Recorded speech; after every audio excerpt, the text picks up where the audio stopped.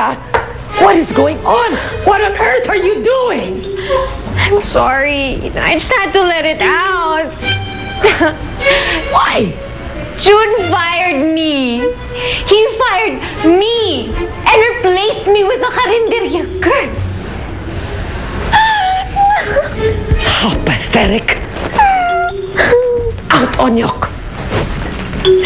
Oh, don't be absorbed in your own pain, my dearest.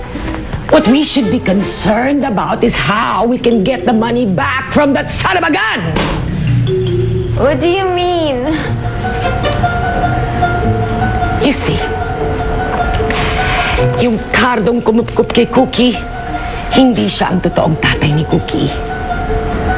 I just hired that magician to pretend na siya ang tatay ni Cookie para wala nang ibang mag-claim sa mana ng magaling natin pamangkin at masosolo na natin ang lahat.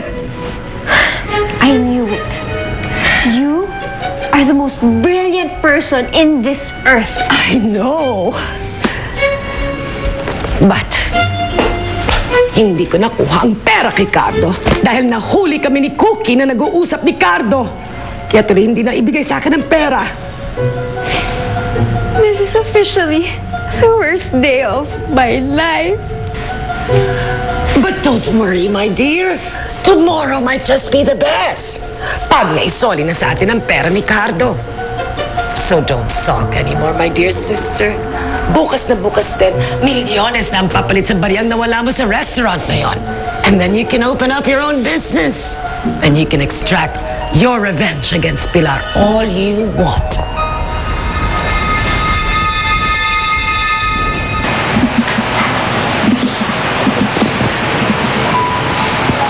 Okay. Bakit hindi ka pa natutulog, ha? Saan tumiyak ka? Tay, sabi po ba sa inyo ni Auntie Yvonne, kukunin niya ako sa inyo? Kukunin niya po ba ako sa inyo, Tay? Kuki, hindi.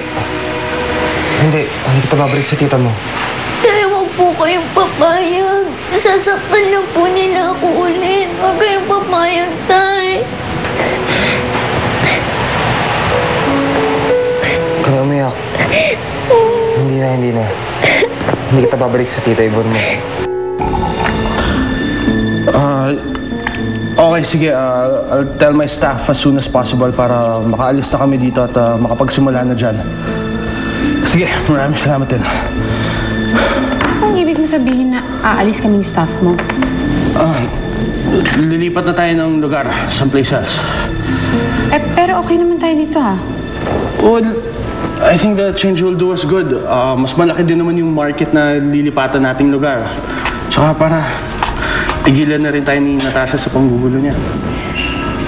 Parang sobra na nga yatang pinaalis mo si Natasha, tapos aalis din tayo sa lugar na to? I think it's better that way. Kasi kung andito si Natasha, aawayin ka lang niya nang aawayin. Ayaw mong may nang-aaway sa akin? Ayoko may mga aaway sa'yo para hindi naapektuhan ang pagluluto mo. Ayaw mong maapektuhan ng trabaho ko. Ayoko maapektuhan ka rin.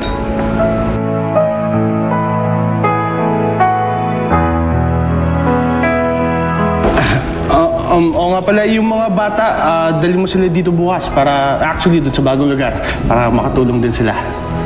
Salamat. Thank you. Mamilang si Palini.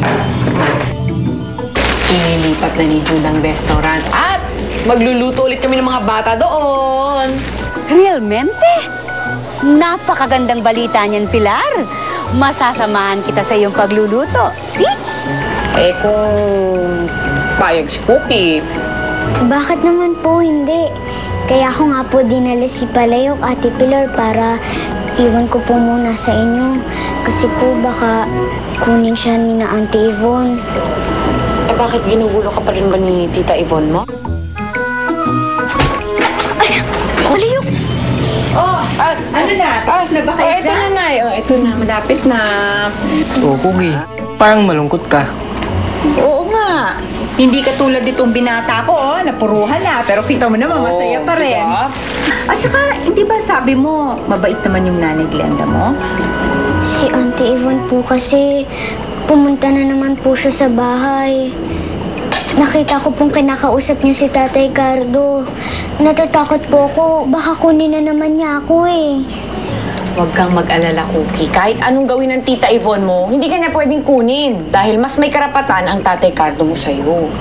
Wow, parang I missed quite a lot here, huh? Tagal mo kasing nawala, Kuya. Sige na, ngiti ka na. Yeah.